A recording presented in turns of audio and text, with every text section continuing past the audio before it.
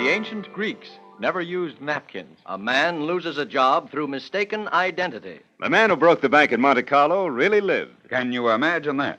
This is Lindsay McCarry, ladies and gentlemen, and my gang and I are with you once more to delve into the dusty tomes of ancient annals and the yellowing pages of newspapers to bring you another series of amazing facts. We'll be on the air with the first one in just a minute and a half, so stick around.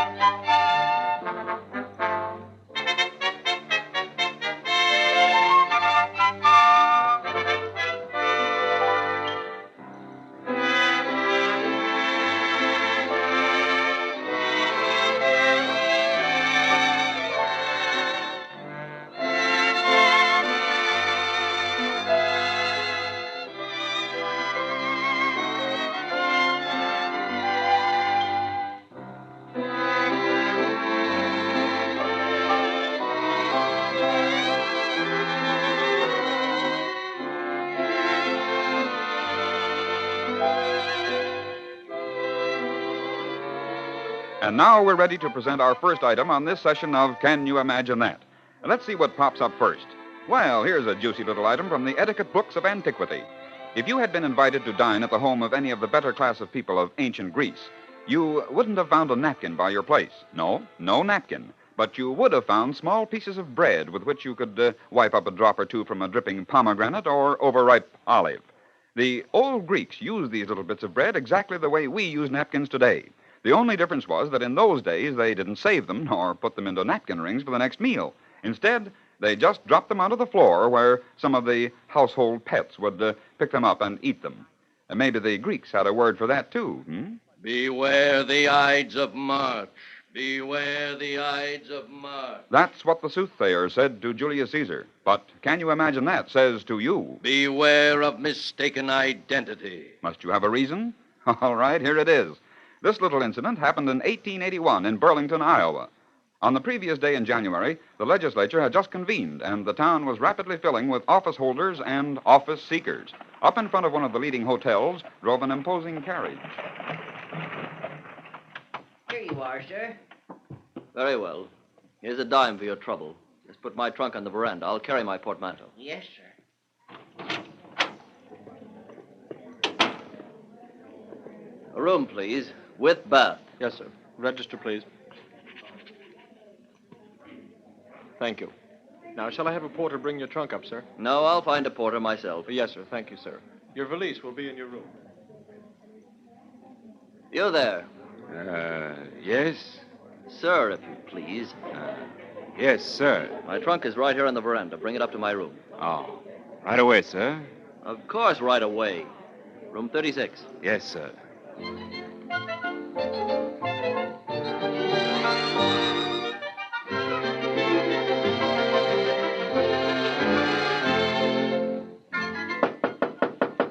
Come. Oh, all right. Now, what do you charge for your services? 25 cents, please. Very well. Here. Oh, thank you, sir. Now, do you know Governor Grimes when you see him? Oh, very well, sir. Good. Give him my card and tell him I want an interview at his earliest convenience. Oh. Well, why are you staring at that card? Is this your name? Of course it's my name. Permit me. I am Governor Grimes. At your service, sir. You? You are Governor Grimes? Oh, my dear sir, I beg of you, please excuse me. 1,000... Perfectly all right, young man. You may have your interview right this minute. Oh, thank you, sir. Yes. I received your letter of application, and I was much impressed by it. I thought you would be well suited to the position you applied for, but, sir, you have just given me a marked quarter worth just 20 cents and not 25 cents. Any man who would cheat a working man out of a measly 5 cents would cheat the public treasury out of much more if he had the chance. Oh, but Your Excellency, That is all. Good evening.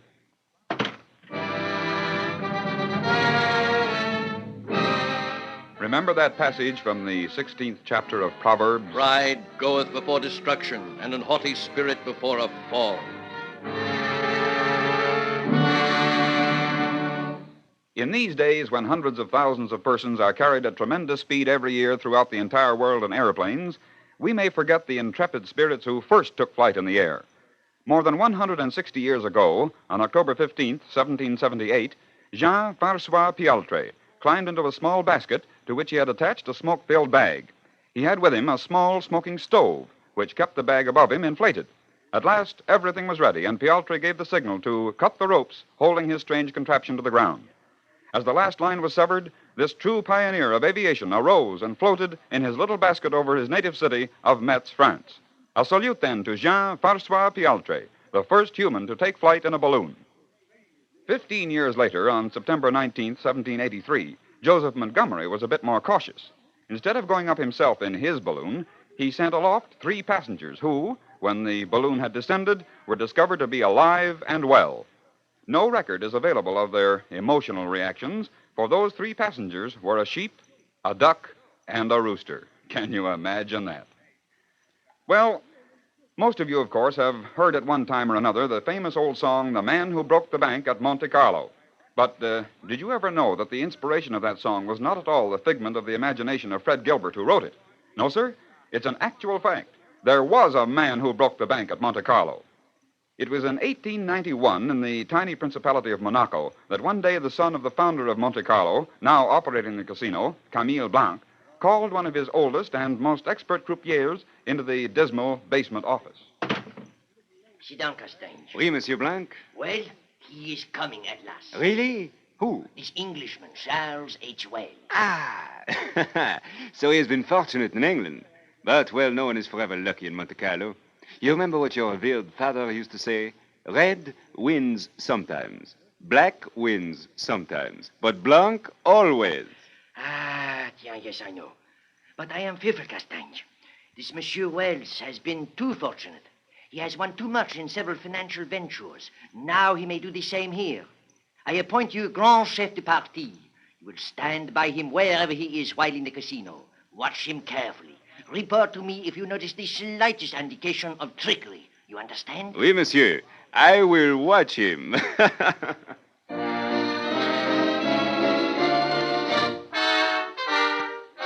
A few days later, Charles H. Wells arrived in Monte Carlo, registered in one of the luxurious hotels, and subsequently made his nonchalantly confident way to the spacious casino.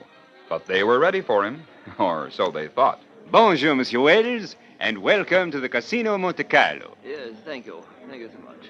Will you take me to a roulette table, please? At once, monsieur. This way, please. Thank you. Thank you so much. Ah, here's an excellent table, monsieur. Emile is one of our most expert croupiers. Good. Place your wagers, please. I put 750 francs on the double O. 10 black, please. The maximum on number 5. The maximum, monsieur? Emile, monsieur has said the maximum. Of course. Thank you. Thank you so much.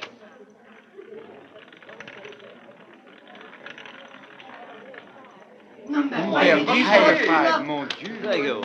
Thank you so much. Now, the same.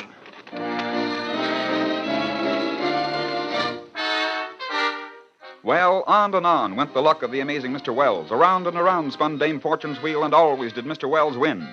Whenever he appeared, the croupiers fell into a fit of consternation. His fame sped around the casino until the number of bettors placing wagers on the same number Wells selected had to be limited, greatly to the obvious annoyance of those eliminated. Camille Blanc was so certain that the Englishman's winnings must be the result of some sort of fraud that he set 10 of his best spies to watch Wells night and day. But never could they discover any evidence of collusion. Wells's astounding good fortune was sheer luck. He had no system and played numbers all over the felt-covered table. At last, a few months later, he left Monaco to return to England. But the notoriety that his visit had brought to the casino sent thousands of avid gamblers to the tables. Thousands from all over the world who were bent upon emulating the success of the famed man who broke the bank at Monte Carlo.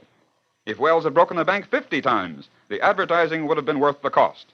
At length, Wells returned, repeated his former success for a time, and then Number 9 on the red. I will too. Number 9 on the red. All For me. wagers in, all wagers in. Wagers closed.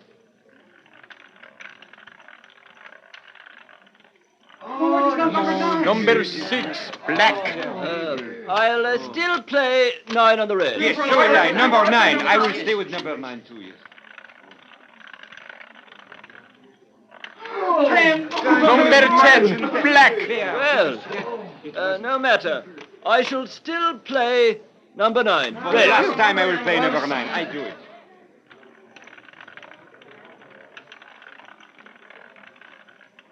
Number 5, black. And Charles H. Wells kept on losing. His luck had changed. He turned to his old favorite number 5, lost again, and again, and again.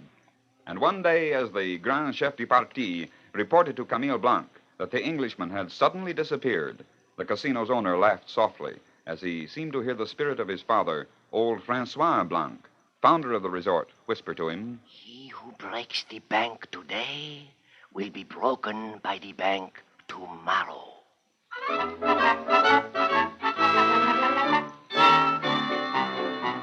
I've just got here through Paris from the sunny southern shore. I to Monte Carlo went just to raise my winter's rent. Dame Fortune smiled upon me as she'd never done before, and I've now such lots of money I'm a gent.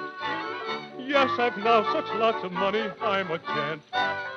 As I walked along the bob along with an independent air, you can hear the girls declare he must be a millionaire. You can hear them sigh and wish to die. You can see them wink the other eye at the man who broke the bank at Monte Carlo. I stay indoors till after lunch, and then my daily walk to the great triumphal arch is one grand triumphal march, observed by each observer with the keenness of a hawk. I'm a mass of money, linen, silk, and starch. I'm a mass of money, linen, silk, and starch.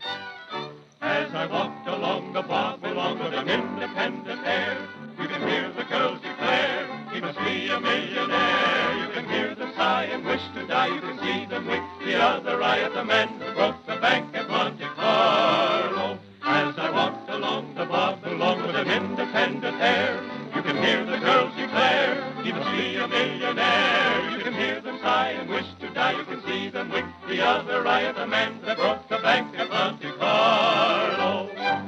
And there you have it, another session of Can You Imagine That?